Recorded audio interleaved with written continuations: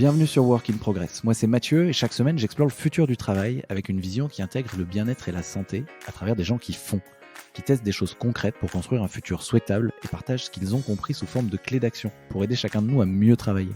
Ce podcast est fait pour vous si vous voulez être architecte et non victime de votre futur. Parce qu'à chaque épisode, vous repartez avec une action concrète à mettre en place maintenant.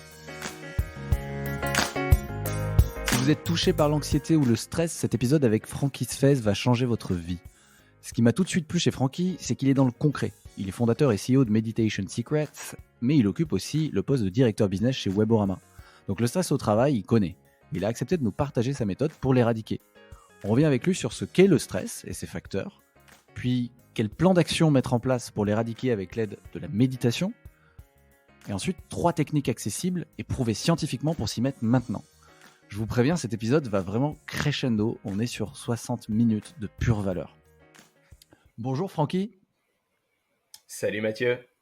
Je suis ravi de t'accueillir sur Work in Progress parce que j'ai bien besoin d'aide personnellement pour éradiquer le stress dans mon quotidien un petit peu surchargé.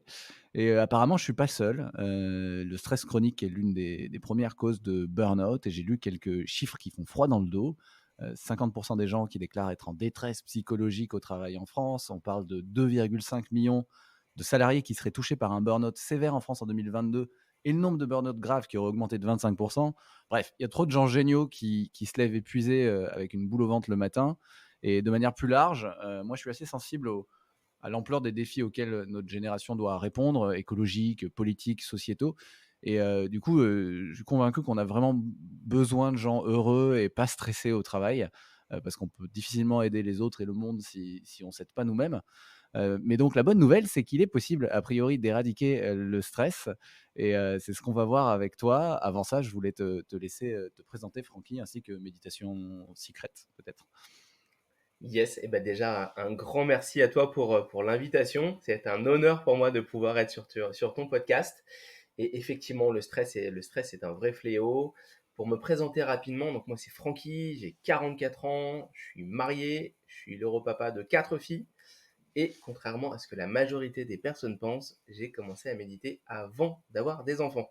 Alors c'est certain que plus on en a et plus on a besoin de méditer, mais en tout cas, je suis ce qu'on appelle un slasher, c'est-à-dire que moi je suis salarié dans une entreprise depuis 13 ans, dans une très belle boîte qui s'appelle Weborama, dans le marketing digital, la tech, et depuis 15 ans, je suis un passionné de méditation. Et en fait, ce qui est assez drôle, c'est que j'ai découvert la méditation, mais alors par le plus grand des hasards en 2008.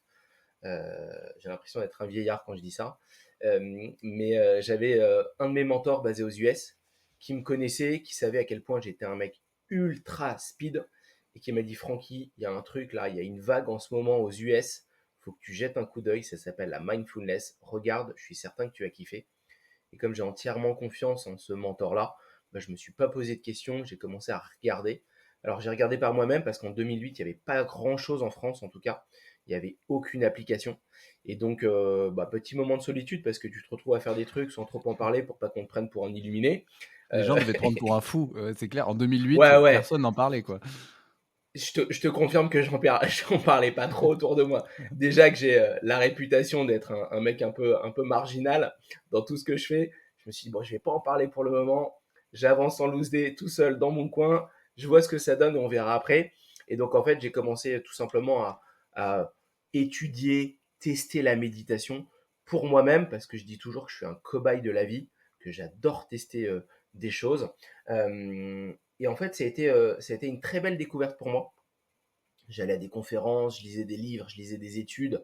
À l'époque, comme je le disais, il n'y avait pas d'application, il n'y avait quasiment rien. Donc du coup, mis à part trouver des petits sons par-ci par-là où tu entendais je sais pas, un ruisseau ou des grenouilles qui croissaient ou je ne sais quoi, c'était assez vierge en tout cas en France. Mhm. Et c'est quelque chose qui m'a fait tout de suite vachement, mais vachement de bien. Et je me suis confronté à une difficulté qui est que quand quelque chose me plaît, j'essaye d'en faire plus. Voilà, comme on essaye de se faire plaisir, comme tu le disais. Et donc, du coup, quand j'ai commencé à essayer d'intégrer la méditation dans mon quotidien, et ben là, je me suis heurté à pas mal de murs parce Ok. que j'ai étudié plein de courants de méditation différents.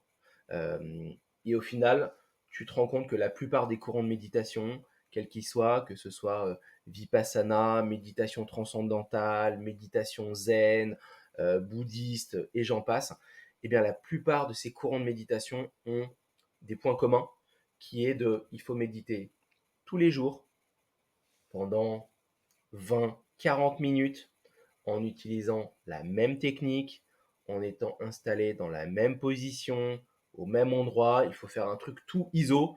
Et en fait, bah, j'ai essayé de le faire et ça m'a saoulé parce que du coup, je voyais plus les contraintes qui étaient associées à la méditation que les bienfaits que me faisait la session. Donc j'ai abandonné la méditation très vite. Et ce n'est que 2 années plus tard que je me suis remis à la méditation parce que j'ai eu un changement dans ma carrière.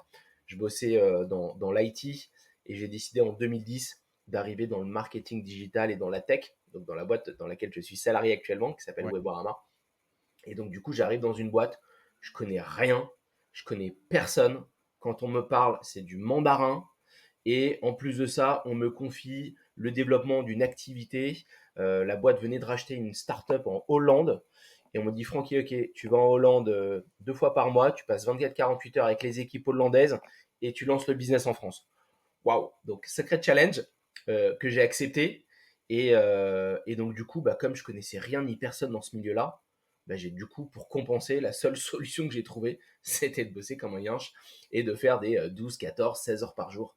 Parce que bah, j'avais des lacunes, je connaissais personne. Voilà, donc, et très très vite, je me suis rendu compte au bout de 3 à 6 mois que je m'étais mis une charge mentale de dingue, une charge de travail de malade Mhm. et que au bout de quelques mois, je me suis dit non là, en fait, Francky, ok, tu es jeune, tu n'as qu'une trentaine d'années, mais il va falloir quand même que tu trouves une solution parce que tu vas pas pouvoir tenir ce rythme-là dans la durée. Et donc Ouais. c'est là que je me suis rappelé que 2 années plus tôt, j'avais découvert la méditation, mais que j'avais pas réussi à l'intégrer dans mon quotidien.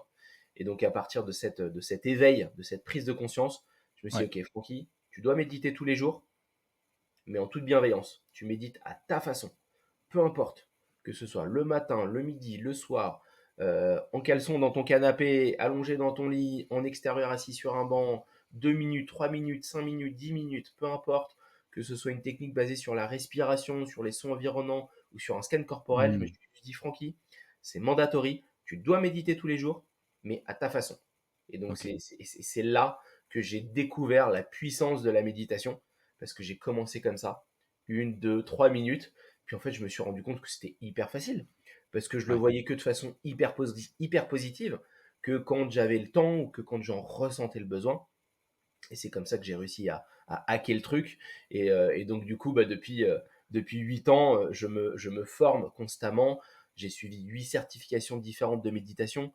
J'ai été formé pour enseigner plus de 200 techniques. J'accompagne des entreprises, j'ai accompagné des boîtes telles que Meta, Snap, Sandro, Maj, Hyperlo, Maison du Monde et autres à intégrer la méditation euh, pour les collaborateurs, dans le quotidien des collaborateurs. J'ai eu effectivement aussi des petits passages télé et radio. Et moi, je n'ai qu'un adage, c'est ce n'est pas à toi à t'adapter à la méditation, c'est la méditation qui doit s'adapter à toi. OK. Et donc ces accompagnements, depuis quelques années, c'est Meditation, Secret en fait, en parallèle de ton travail chez Weborama, tu as fondé, cette activité, qui te permet d'aller délivrer d'aller transmettre, dans d'autres entreprises, c'est ça? Exactement, tout à fait. Ouais. Je suis un passionné, je dors pas beaucoup, je dors que 4 heures par nuit. Waouh! J'aime pas dormir, j'en ai pas besoin non plus. Et j'ai la chance pour compenser de méditer 3 fois par jour. Donc du coup, petit à petit, en 2010, j'ai commencé 1, 2, 3, 4, 5 minutes. Et puis progressivement, quand j'ai vu que ça me faisait du bien, j'ai rallongé les sessions. Puis j'ai multiplié les sessions. Et donc maintenant, à date, depuis 6-7 ans, je médite 3 fois par jour, quoi qu'il arrive. Et je sens que lorsque je loupe une session de méditation, bah, je sens qu'il me manque quelque chose, quoi. Ouais, ouais, ouais, OK, Voilà. Et donc c'est bien effectivement, possible. Meditation Secret, c'est ça. C'est comme tu le disais, c'est une activité que j'ai créée pour pouvoir accompagner les entreprises au travers de la méditation. Et en fait, c'est un accompagnement qui est un peu hybride. C'est-à-dire que comme je suis dans le marketing digital, j'ai développé plein de contenus. J'ai écrit un e-book en 2015 qui a été Amazon best-seller numéro 1 devant le Dalai Lama, ce qui était quand même assez gênant comme situation. Voilà, donc Bravo, Laïs, si franchement, tu nous c'est écoutes, incroyable. Laïs, si tu nous écoutes, désolé. Voilà. J'ai également écrit un livre qui s'appelle La méditation sans questions-réponses, qu'on peut trouver dans toutes les librairies de France, Fnac, Amazon et autres. Et j'ai développé plein de modules, plein de formations en vidéo pour faire découvrir la méditation d'une façon très pratique, très pragmatique et où en gros, tu découvres des choses au travers de mes techniques et moi je te montre que tu n'as pas besoin d'être une nana végane qui mange du boulgour et qui se met en fleur de lotus. On est toutes et tous capables de méditer, pas besoin d'avoir de super pouvoirs, c'est à la portée de tout le monde. Et tout ce que je développe, ça tourne vraiment autour de la vulgarisation de la OK, méditation, au travers de vidéos, au travers de sessions à distance, en visio ou in real life. Alors après, ça dépend en ouais. fonction des entreprises. Et puis après, mon dernier bébé, on en parlera peut-être plus tard, c'est Meditaverse.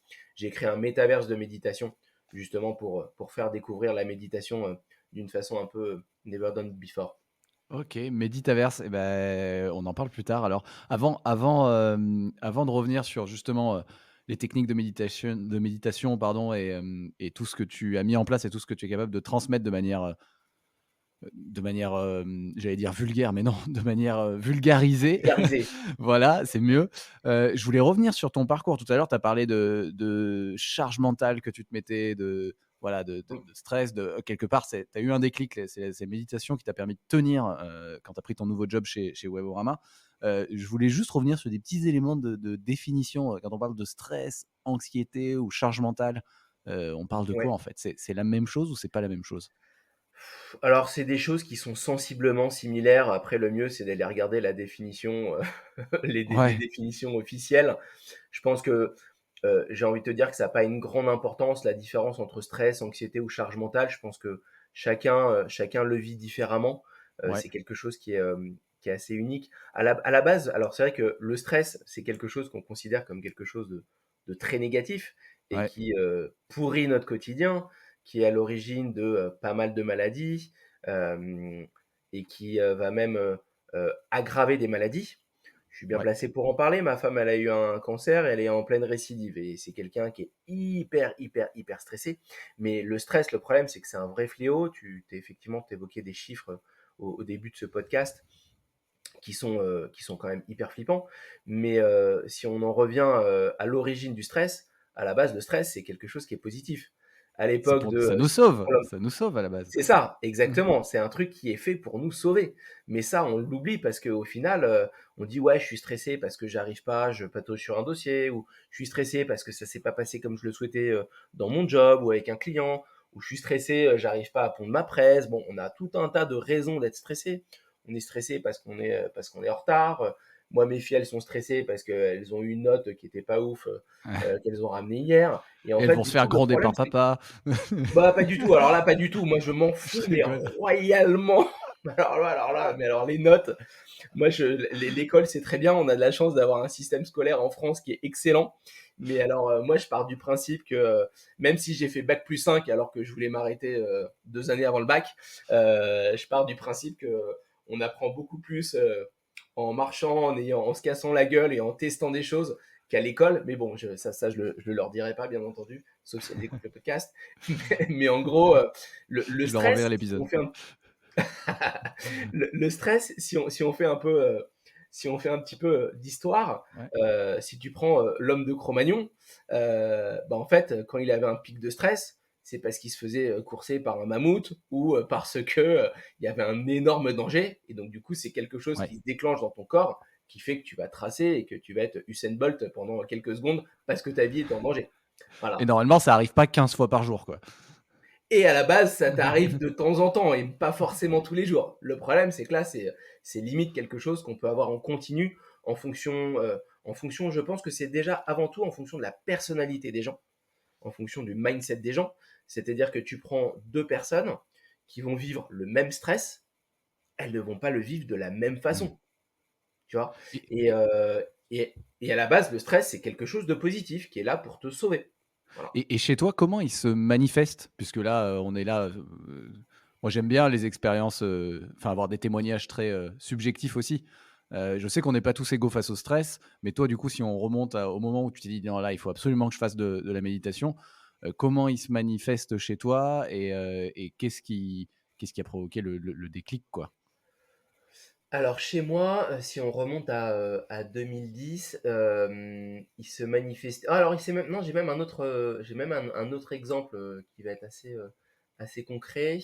Sinon la première fois où j'ai vraiment, vécu du stress, ouais, c'était 2010, parce que en fait, je me sentais, dépassé. J'avais l'impression d'être un hamster dans dans une roue, et de pas réussir à en sortir et de non-stop être voilà, dans cette roue qui tournait. Je me sentais un peu.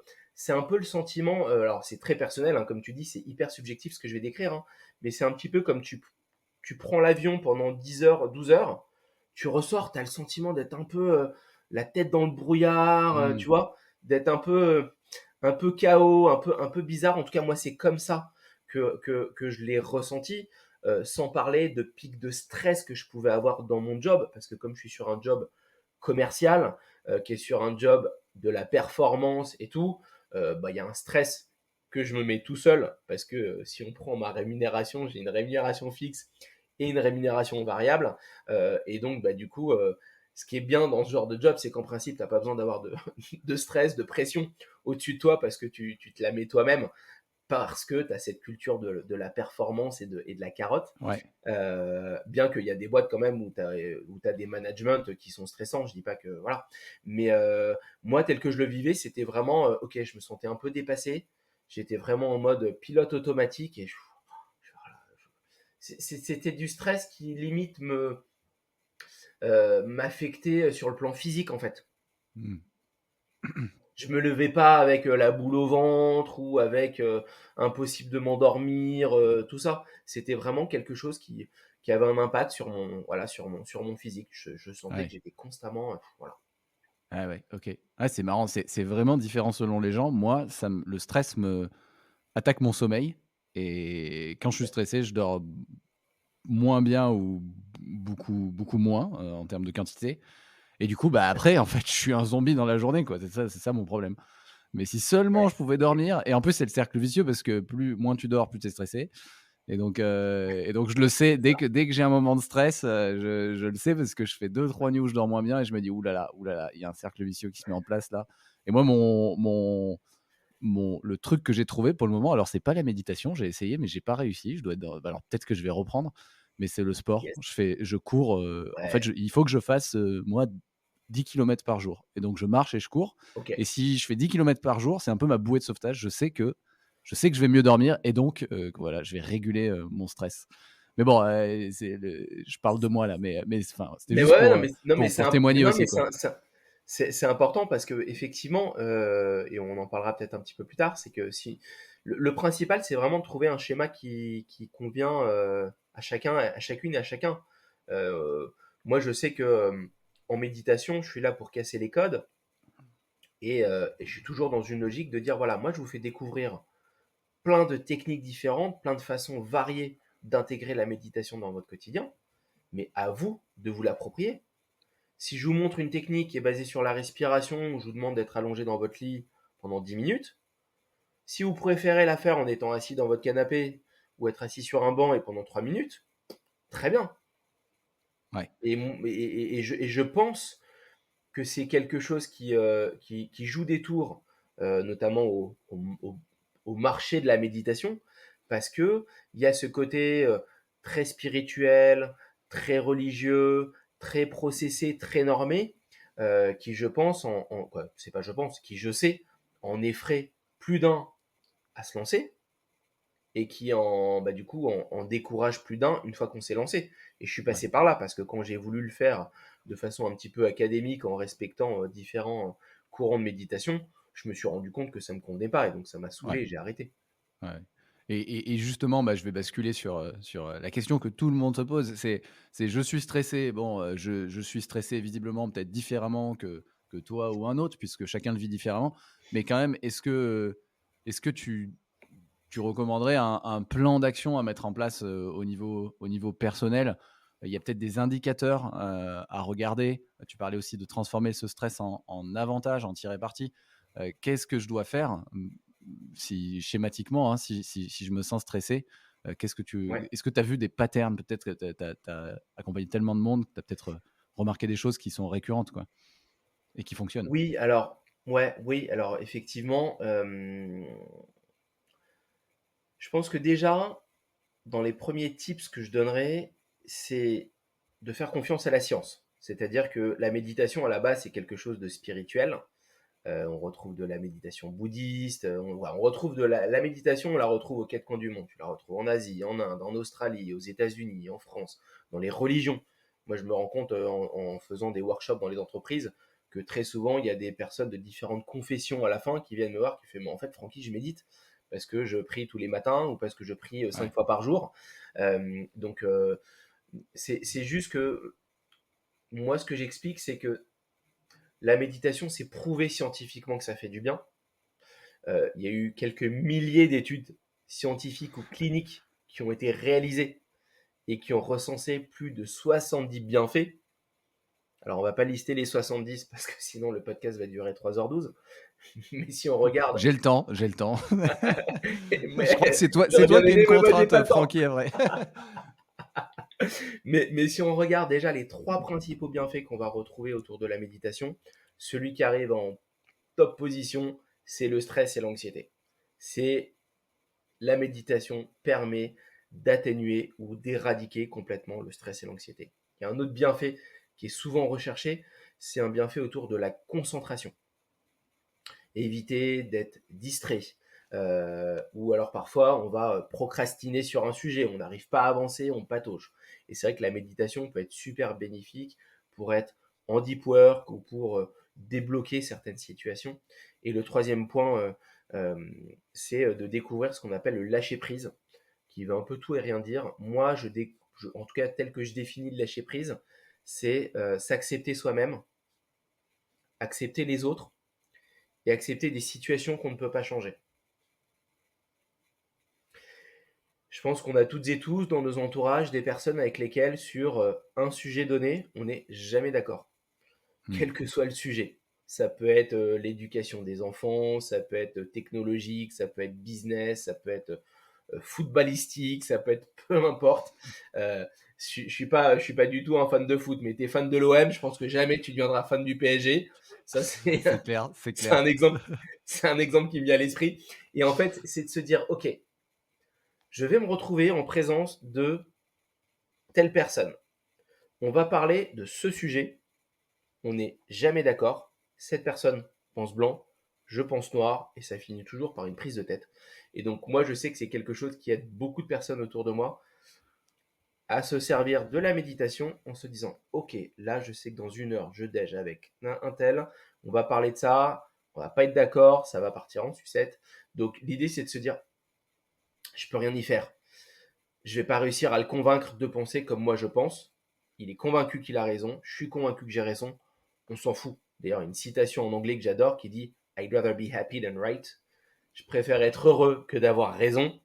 Et je trouve que c'est très vrai. Et on a trop souvent tendance, alors on y est un peu pour rien, un petit truc ici qui s'appelle l'ego dans nos têtes, qui vient souvent foutre le bordel et qui veut forcément qu'on ait raison.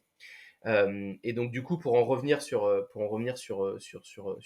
des techniques pour le stress, euh, l'idée c'est quoi? C'est de se dire, c'est prouvé scientifiquement, donc c'est pas bullshit.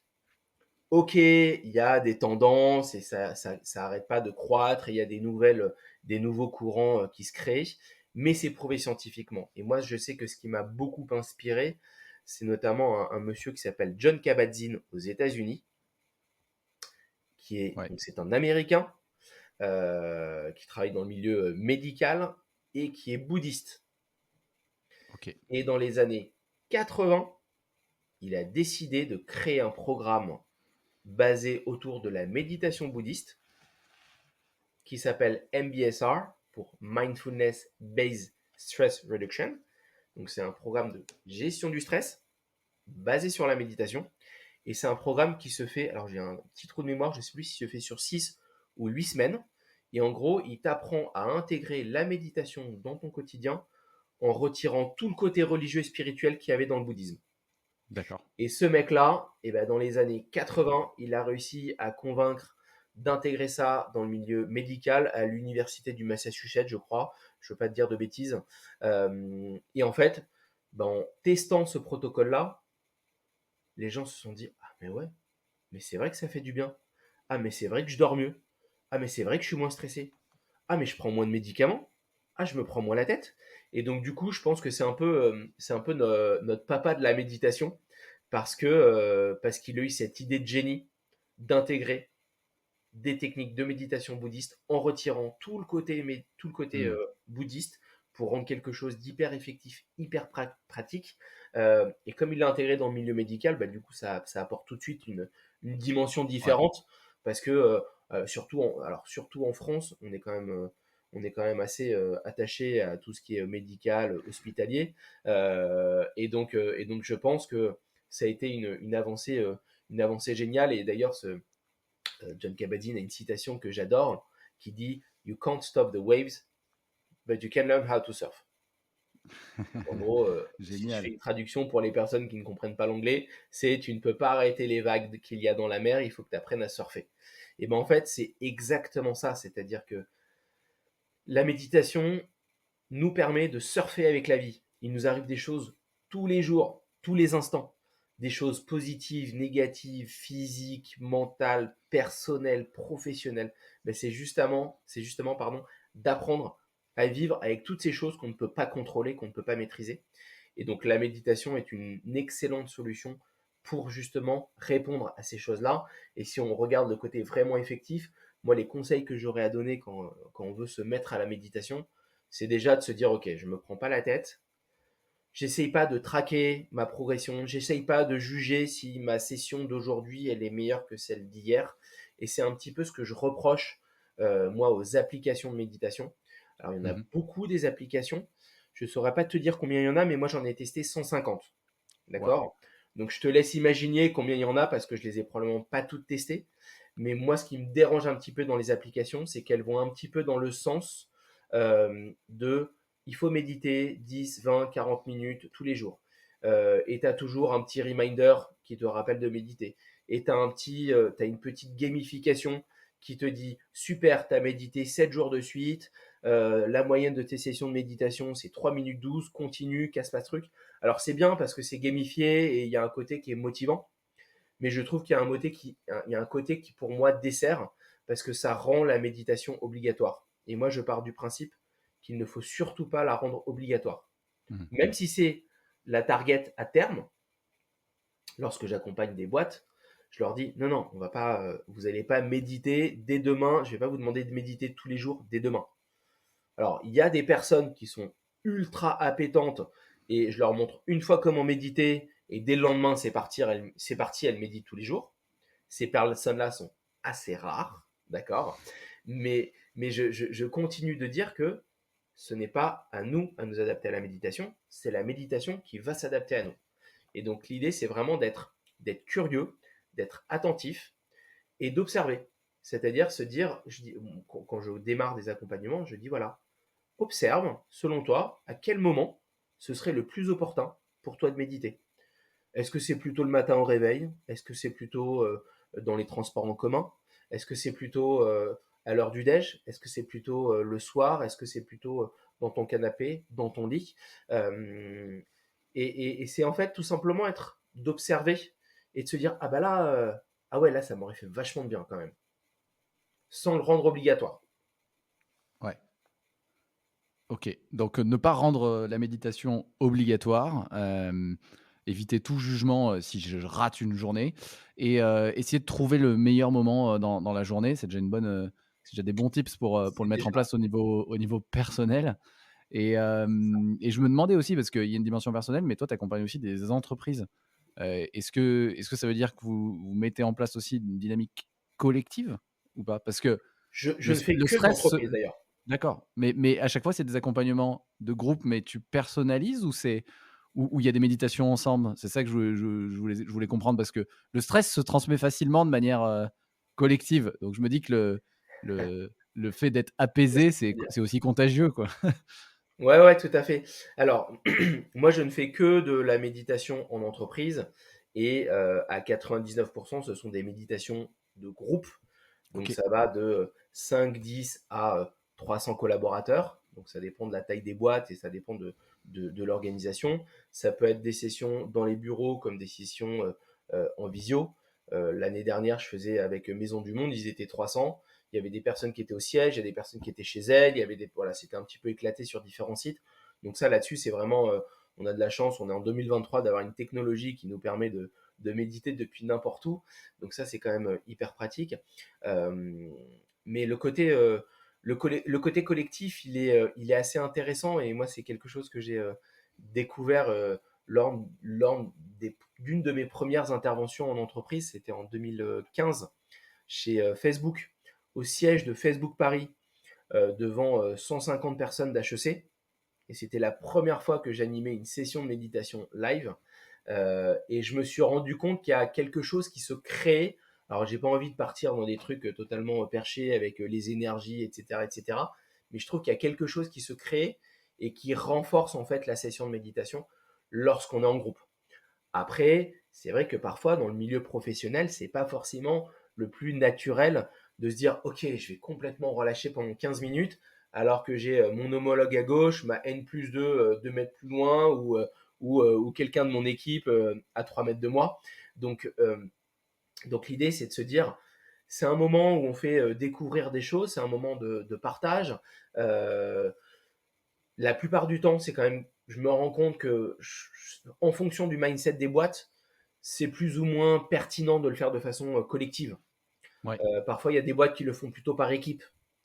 Ça va être l'équipe sales, l'équipe marketing, l'équipe RH, parce ils ont des liens qui sont un peu plus forts. Ça, j'ai envie de dire qu'il n'y a pas de vérité d'une boîte à l'autre. Le mindset, il y a beaucoup de choses qui changent, mais le fait de le faire en groupe, c'est quand même une activité qui est sympa. Et moi, je découvre, quoi, j'ai découvert, pour être plus précis, lorsqu'il y a eu le premier Covid, le premier confinement en mars 2020. euh, Jusqu'à mars 2020, je n'intervenais que physiquement dans les entreprises. Ouais. Depuis mars 2020, il y a des boîtes qui ont disparu, il y a des boîtes qui étaient fermées. Je travaille essentiellement avec les RH. Contacter les RH, bah, c'était pas possible parce qu'elles elles avaient d'autres priorités. Et je me suis dit, mais comment je vais faire pour continuer d'enseigner la méditation si au final, ça devient impossible d'intervenir physiquement dans les entreprises. Et donc, bah, moi-même, j'étais enfermé dans mon bureau chez moi et j'étais confiné comme tout le monde. Et je pétais les plombs parce que moi, je suis quelqu'un d'hyper speed. Je suis toujours à l'extérieur, je suis toujours en rendez-vous. C'est pas parce que j'enseigne la méditation que j'ai pas besoin de bouger et de vivre. Et en fait, je me suis rendu compte que bah, les gens étaient en détresse et j'ai commencé à animer des lives sur Facebook, sur Instagram pour donner un petit peu de temps et de faire un peu de bien aux gens. Je sais pas si tu te rappelles, quand on était vraiment Ouais, confiné, au ouais, début, on avait limite l'impression que c'était la fin du monde, quoi. On savait pas, c'était quand même très particulier comme sentiment. bien Euh, sûr. et, et, et donc, du coup, j'ai commencé à enseigner la méditation en faisant des lives de 20-30 minutes sur Facebook ou sur Insta. J'en faisais 2 par semaine. Moi, j'ai continué de travailler hein, parce que du coup, j'étais en full télétravail chez Weborama, donc on n'a pas arrêté de bosser, il n'y a pas eu de chômage partiel, on a continué de tout gérer. Et en fait, je voyais que ça faisait un bien fou aux gens. Et les gens, ils étaient hyper contents, mais à la fois ils avaient les boules, parce qu'ils me disaient putain Francky, 20 minutes ou 30 minutes par semaine, il y a 24 heures dans une journée, en fait il faudrait que je trouve un moyen de faire plus.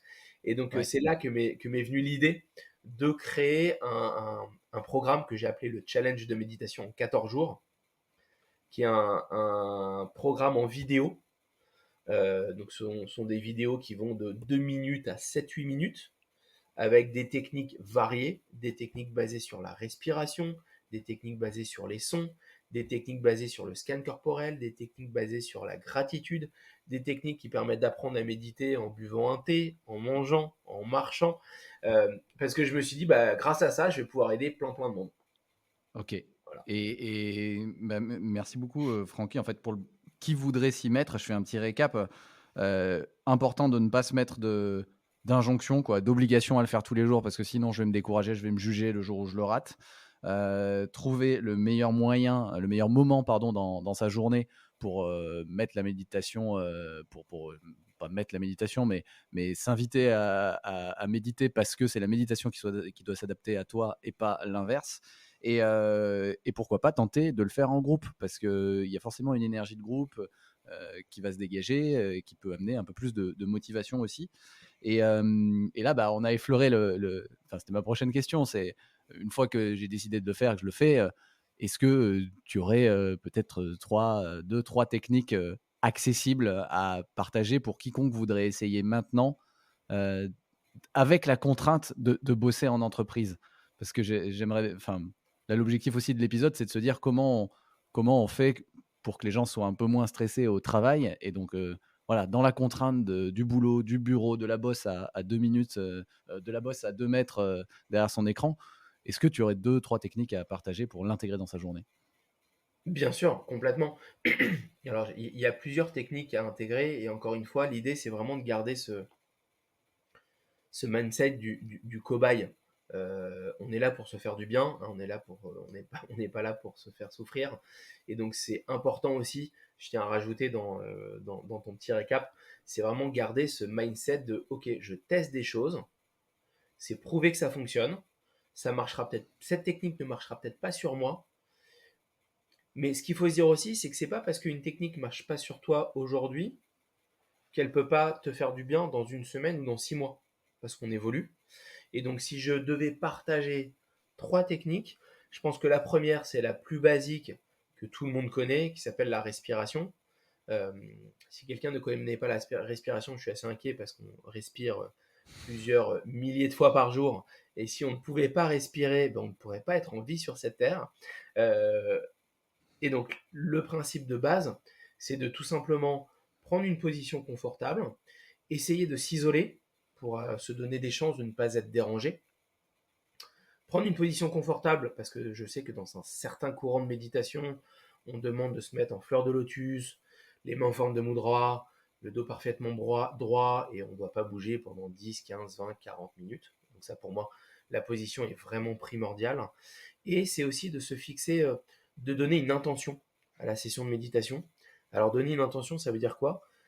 Même si j'aime pas trop le terme objectif, pardon, un petit chat dans la gorge, même si j'aime pas trop le terme objectif en méditation, c'est juste se dire, ok, là, je prends quelques minutes pour moi parce que je dors pas bien en ce moment, parce que j'ai une charge de travail de dingue, parce que j'ai un sujet qui m'obnubile et qui me bouffe le cerveau, parce que. Et ça, l'idée, c'est pas de penser à cette motivation pendant la session, mais c'est juste se dire, avant de commencer, voilà la raison pour laquelle je médite. Moi, pour ma part, j'ai pas hyper bien dormi cette nuit parce que j'ai ma petite dernière de 5 ans qui s'est réveillée. Bah, ce matin, quand j'ai ouvert les yeux et que j'ai médité, je me suis mis dans le canapé, j'ai fermé les yeux et je me suis dit, ok, là, tu vas prendre quelques minutes pour toi, Francky. Ça va te permettre de compléter ta nuit de sommeil. D'accord? Et donc, j'ai médité. Ce matin, j'ai fait 7 minutes de méditation.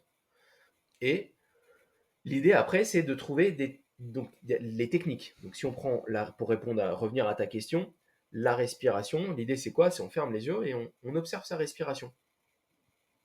Il y a, alors ça peut paraître hyper compliqué comme hyper simple, ça encore une fois c'est très subjectif. Moi, il y a des personnes qui me disent Francky, la respiration c'est hyper abstrait, je vois pas bien comment est-ce que tu arrives à l'observer, à la ressentir, à la visualiser. Et il y a des personnes qui arrivent très bien. Et l'idée c'est tout simplement d'observer cet air qui entre et qui sort de notre corps. On l'observe. Et c'est notre seul point de concentration, notre seul point de focus pendant quelques minutes. On observe l'air qui entre et qui sort.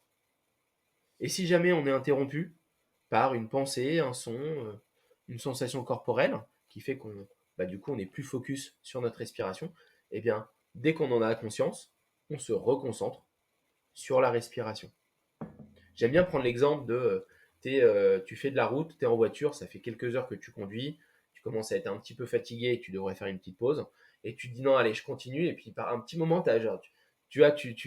tu vas légèrement t'assoupir ou être défocus et tu sens le volant qui va tirer un peu à droite ou à gauche et tu vas redresser. Bah, pour moi, la méditation, c'est ça en fait. Ça te permet d'apprendre à travailler ton attention, à travailler ta concentration. Peu importe ce sur quoi tu te concentres.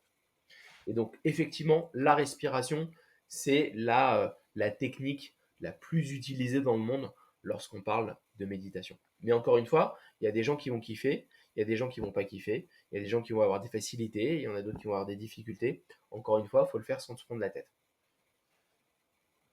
Super, merci. Ce que j'adore, c'est une technique, transportable. C'est-à-dire que je peux me mettre à peu près n'importe où et me dire, «OK, je suis dans le métro, je suis dans un endroit, bruyant», même au milieu du monde enfin, le mieux, c'est de s'isoler, mais même au milieu du monde, si je connais personne, je me dis: «Je vais pouvoir me caler et respirer» et ça, c'est top. Complètement. Et j'adore ce que tu dis parce que j'adore, pour faire rire un petit peu lorsque j'explique la technique de méditation sur la respiration. Et je leur dis, bah, accessoirement, bah, sans la respiration, on ne peut pas vivre. Ça, c'est déjà, c'est déjà assez puissant. Et le deuxième point, c'est de se dire, bah, la respiration, tu l'as tout le temps avec toi. Tu peux pas Ouais. partir de chez toi et te dire, merde, j'ai laissé la respiration posée sur la table du salon. Comment je vais faire aujourd'hui? Voilà, ça c'est la première. Ensuite, une deuxième qui est assez connue également, qui est très utilisée en yoga également, qui s'appelle le body scan ou le scan corporel, qui OK. consiste tout simplement à se concentrer sur différentes parties de notre corps. On peut le faire de plusieurs façons.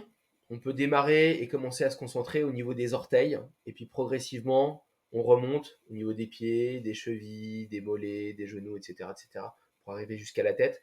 Moi, pour ma part, comme j'aime toujours faire différemment des autres, et ben moi, je préfère commencer cette technique au niveau du crâne et du cuir chevelu. Ce qui veut dire quoi? C'est-à-dire que bah, pareil, tu prends une position confortable, tu peux être assis dans le canapé, peu importe. Tu vas fermer tes yeux et ton seul point de concentration, ton seul point d'attention, c'est les sensations que tu vas ressentir dans ton corps. Donc on commence au niveau du crâne, au niveau du cuir chevelu, on observe si on ressent quelque chose, des picotements ou autre, et on essaye par la même occasion d'essayer de détendre chaque partie du corps sur laquelle on se concentre.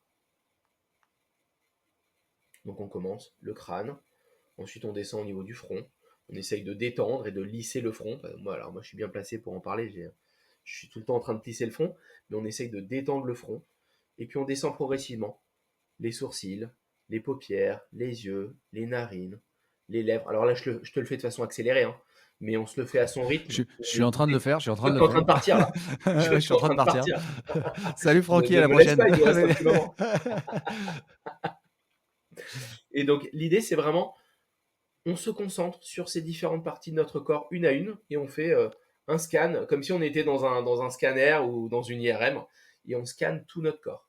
Et en fait, l'idée, c'est que, bah, en fait, toutes les techniques de méditation qui sont mises en place, en fait, c'est un petit peu un hack pour occuper notre cerveau. Parce que ce qui fout le bordel, généralement, c'est notre cerveau qui commence à cogiter. Alors, sauf si tu as des gens qui font des travaux à l'extérieur de chez toi ou des choses. Mais le plus souvent, ce qui complexifie la méditation, c'est que les gens se disent ah, je sais pas comment faire et je pense à un milliard de. Mais j'ai trop de pensées, mais je pense à ça, ok, je médite pas bien. Et en fait, on s'auto-flingue la session de méditation. Mais en fait, c'est totalement normal d'avoir des pensées, c'est totalement normal d'entendre des sons. S'il y a un camion de pompiers qui passe à l'extérieur de chez toi, tu peux pas ne pas l'entendre. Tu vois ce que je veux dire? Donc l'idée, Ouais, c'est vraiment d'être dans cette logique d'observation et d'acceptation. ouais, Tu vois? ouais, on est toujours dans le non-jugement, quoi, hein. C'est OK, On est toujours, ouais, c'est exactement. C'est ok. c'est OK, Ouais, c'est ok. Et je suis pas un moine, je suis pas un moine bouddhiste. Je le fais comme je peux. Je le fais du mieux que je peux et je me mets pas la pression. Et il y a une troisième technique qui est très intéressante aussi, qui est basée notamment sur les sons. D'accord? C'est une technique que j'appelle la méditation de silence.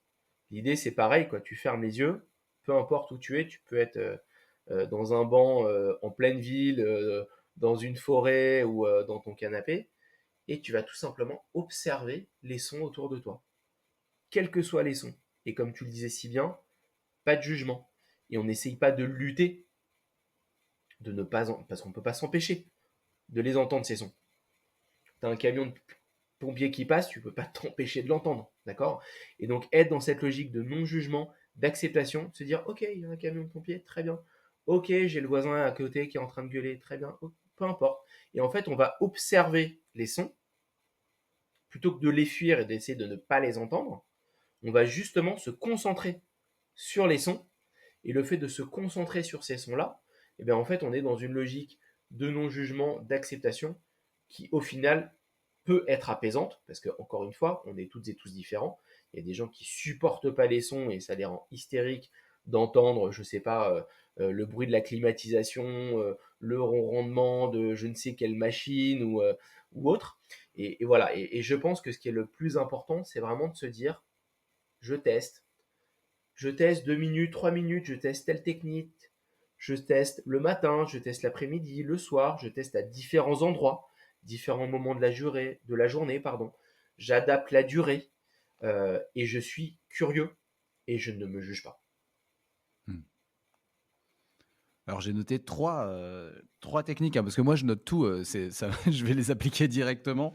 Pour faire un mini récap, j'ai noté la technique de respiration, la technique de scan corporel et la technique d'observation des sons autour de soi et j'ai bien aimé que, au préalable, tu me donnes aussi une sorte de technique de mise en condition. Donc c'est mieux de s'isoler, de prendre une position confortable et de poser une intention avant de commencer. Ça, je pense que c'est un truc que j'avais pas forcément et que je vais tester tout de suite. Même si c'est pour 5 minutes, Yes. c'est hyper important. Et je rappelle les bénéfices aussi que tu as donné tout à l'heure. On est sur la méditation, c'est prouvé scientifiquement, c'est des pratiques qui sont millénaires, hein. Et donc, les bénéfices, bah, ça va augmenter le bien-être. Tu as parlé de 3 choses: réduction de stress et anxiété, augmentation de la concentration et aussi un bénéfice plus relationnel. On va favoriser le lâcher-prise, accepter ce que je ne contrôle pas, accepter le désaccord que j'ai avec la personne. Et ça, je trouve ça génial aussi. Ça peut peut-être éviter Exact, c'est quelques débats houleux et inutiles. complètement. Ouais, Euh, ouais, t'as parfaitement résumé. Il y a juste une chose que j'ajouterais bien, c'est que là, dans tout ce qu'on a décrit, dans les techniques que je viens de te décrire, euh, ce sont des techniques de méditation qu'on va appeler des méditations formelles. En fait, il y a deux grandes familles de méditation. Des techniques, il y en a des centaines, voire des milliers. Je ne saurais pas te dire combien il y en a exactement. Mais en gros, toutes les techniques ont été rassemblées en deux grandes familles. La méditation formelle et la méditation informelle. La méditation formelle, c'est ce qu'on vient d'évoquer ensemble. C'est-à-dire qu'on s'isole, on prend quelques minutes, on ferme les yeux et on se concentre sur un point de concentration. Et après, il y a ce qu'on appelle la méditation informelle ou mindfulness, qui a été traduite en France par pleine conscience, qui selon moi n'est pas forcément la traduction la plus juste. Pour moi, c'est plutôt de la pleine présence ou de la pleine attention. Et l'idée, c'est d'être présent alors qu'on est en activité. Et être présent alors qu'on est en activité, ça veut dire que là, je suis avec toi, je suis pleinement présent, j'ai rien d'autre qui est ouvert, je suis pas en train de penser à ce que je dois faire à 10h30, je suis pas en train de penser à ce que j'ai fait ce matin, hier, ou ce que je dois faire dans ma journée, je suis pleinement avec toi. Et il y a un concept qui est assez intéressant en méditation zen qui s'appelle le concept du rien que. Et le hmm. concept du rien que, c'est je ne fais rien que ce que je suis en train de faire. Quelle Ah que ouais, soit l'activité que je suis en train de faire. Je suis en train de me préparer un thé, je prépare mon thé, j'ai pas le téléphone à côté, je fais pas un milliard de trucs en même temps. Je suis en train de marcher pour aller chercher mon bus, mon métro, mon train ou aller à ma voiture. Je marche et je fais pas plusieurs choses en même temps. C'est à la fois hmm. hyper difficile et hyper facile parce qu'on est dans des périodes où on a l'habitude de faire trois quatre trucs en même temps. Et moi le premier, je suis pas en train de dire que moi je suis l'homme parfait sur ce sujet-là. Parfois, je fais des visios, à côté, je suis sur WhatsApp et je suis en train d'écrire un mail. Mais Ouais, l'idée, c'est que le fait de faire du multitasking, c'est une énorme source de stress. ouais. Et notre cerveau, notre corps n'est pas fait pour faire plusieurs choses à la fois. Je sais que beaucoup de femmes disent que les femmes sont capables de faire plusieurs choses à la fois. C'est peut-être vrai, je ne suis pas là pour juger, mais en tout cas, c'est prouvé par la neuroscience que c'est fatigant pour notre cerveau et pour notre corps de faire plusieurs choses. Et Ouais. en plus de ça, c'est prouvé que quand on fait plusieurs choses, bah, les deux choses qu'on fait en même temps, on les fait pas parfaitement bien parce qu'on peut pas être, on n'est pas des IA, quoi. Donc Ouais. voilà. Ouais, ça paraît évident, mais c'est mieux en le disant et effectivement, c'est ça aussi, c'est prouvé, scientifiquement, hein. J'ai lu que le multitasking, ça augmente le taux de cortisol, je crois qu'il provoque le stress, dans le corps. Enfin, Tout à fait. c'est mécanique, quoi et j'aime bien ce «rien que» parce qu'en fait, derrière, il y a le concept peut-être enfin, moi, ça me fait penser au concept du flow, quoi. En fait, tu es en état de flow permanent quand tu es C'est dans ça. le «rien que» et Exactement. ça, c'est ouais, ça Ouais. paraît simple en le disant, mais par contre, c'est super dur. Par exemple, là, je suis dans rien que l'épisode, mais je sais que je dois te lâcher dans 3 minutes théoriquement et donc je suis en train de penser: «Mince, il faut que Yes. il faudrait que j'attaque sur les dernières questions quand même». Yes. Mais Let's go. bah, super, merci beaucoup en tout cas pour ce petit recadrage méditation formelle et informelle. Je connaissais pas du tout cette distinction, donc je pense que ça plaira à pas mal de monde. Hem Yes. les dernières, questions que j'avais, allez, j'en ai 3-4 dernières rapides. Est-ce que, Yes. s'il y a un truc à retenir dans tout ce que tu nous as dit, ce serait quoi, Francky, aujourd'hui? Alors, si je devais, j'ai envie de dire, faites des petites recherches, regardez sur internet, les différentes techniques de méditation qui existent, regardez sur Amazon, les livres qui existent et trouvez quelque chose qui vous attire. Donc on est toutes et tous différents, donc moi je m'en suis rendu compte notamment au travers des applications de méditation, des 150 que j'ai testées. On me demande souvent: «Francky, c'est quoi ton top 3 ou ton top 5?» Donc moi j'ai un top 3 ou un top 5 mais qui est hyper personnel et je Ouais. dis: «Non, il faut que toi tu sois curieux, curieuse et que tu trouves ce qui, toi, te parle le plus. Il faut que ça résonne en toi. Que ce soit euh, quelqu'un que tu vas follow sur TikTok parce que tu aimes bien, quelqu'un que tu vas trouver sur YouTube parce que tu aimes bien le son de sa voix. C'est une expérience qui est hyper personnelle. Même si je le fais en entreprise, bah, c'est quand même super personnel. Et ce qui est important, c'est de se dire, OK, je vais tester la méditation avec cette nana ou avec ce mec-là Mmh. parce que j'aime bien ce qu'il dit, j'aime bien les mots qu'il emploie. J'ai l'impression que c'est cohérent et quand il parle, ça m'apaise et ça me rassure. Et donc ça, en gros, l'idée, c'est que bah, on peut se mettre à la méditation de plein de façons différentes. On peut trouver des applications et c'est pas ce qui manque. On peut acheter des programmes en ligne. On peut se faire accompagner par un coach. Euh, et bientôt, et c'est un petit peu mon dernier bébé, on peut se mettre à la méditation dans le métaverse également.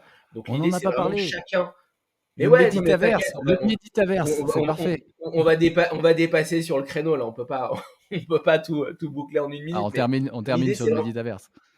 non, non, mais l'idée c'est vraiment de se dire, ok, si je suis un gros gamer, bon bah ok, va sur le métaverse, que ce soit Meditaverse, mon propre métaverse de méditation ou un autre métaverse, peu importe. Mais si je suis un gamer et que moi le fait d'être avec un casque ou sans un casque, parce que moi ce que j'ai développé c'est avec ou sans casque, D'accord. bah, va sur le métaverse. Si au final tu préfères télécharger des audios et le faire en fermant les yeux, bah, trouve un podcast ou achète un cours ou prends une application. Si tu es plutôt visuel, bon, bah, tu peux aller sur YouTube ou acheter un programme et regarder des vidéos. Mais ça, pour moi, c'est primordial. C'est OK, c'est prouvé que ça fait du bien. Des techniques, il y en a à foison. C'est pas ce qui manque.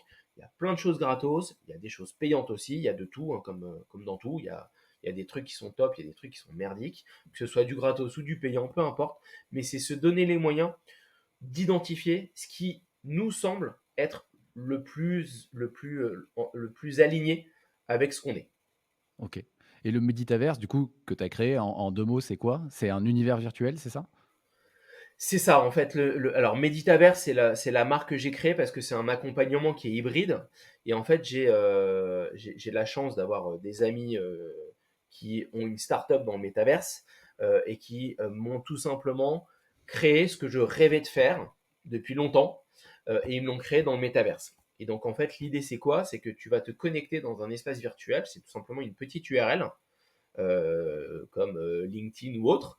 Tu te connectes dessus, tu es parachuté dans mon espace de méditation, tu as un petit avatar qui t'est associé.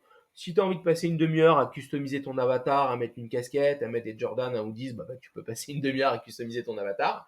C'est un environnement 3D. Et donc, du coup, tu arrives dans mon espace de méditation. Et quand tu arrives dans cet espace-là, tu vas déjà avoir une vidéo de bienvenue de ma part qui va te souhaiter la bienvenue dans l'espace et qui va t'expliquer qu'est-ce que tu vas pouvoir vivre dans cet espace de méditation, dans ce Méditaverse. Tu vas avoir des bibliothèques de contenu gratuites avec des vidéos sur les bases de la méditation, les principales difficultés, les principaux bienfaits. Et tu vas également avoir des petites bibliothèques de contenu qui sont payantes si tu souhaites acheter un programme. Et le principe, c'est que ce contenu-là, en fait, à chaque fois que tu choisis un contenu, ça t'ouvre tout simplement un nouvel onglet dans ton navigateur pour que tu puisses regarder la vidéo ou lire un e-book ou autre. Ensuite, tu as la possibilité derrière de gamifier ton apprentissage au travers d'un petit robot qui va te poser des questions autour de la méditation. Et en fait, toutes les réponses, tu les as dans l'expérience. Si tu as regardé un minimum tout le contenu qui est gratuit dans Méditaverse, tu auras la réponse à toutes les questions. Et si jamais tu réponds, il y a 10 questions. Si tu réponds correctement à un certain nombre de questions, en fait, tu as un petit gift qui sort du sol. Tu saisis ton email et tu reçois un petit cadeau par email. Et pour terminer l'expérience, tu as un espace à l'étage d'expérience de méditation immersive avec 3 techniques de méditation qui sont faites avec des animations 3D et avec ma voix qui est posée dessus. Donc, tu es guidé en 3D par une expérience qui t'explique ce qu'il faut faire et tu entends ma voix. Génial. Je vais mettre le lien dans la description de l'épisode s'il est disponible. Yes, avec plaisir. Je vais retrouver ça. J'ai trop envie d'aller voir.